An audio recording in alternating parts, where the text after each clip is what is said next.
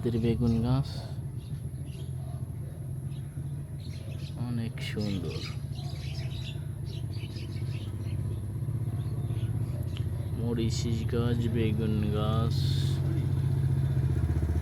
এইটা কি মূলা, ওই যে মূলা, এই যে মূলা, মূলা, এই যে মূলা, এই যে পাপায়া গাছ, কলমি শাক, সিমের গাছ। সিম তো মোটামুটি ভালোই আসতেছে।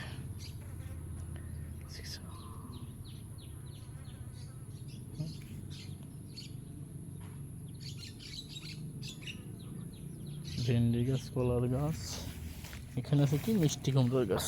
মিষ্টি কুমড়োর কি কোনো ফলন আসতেছে না তো।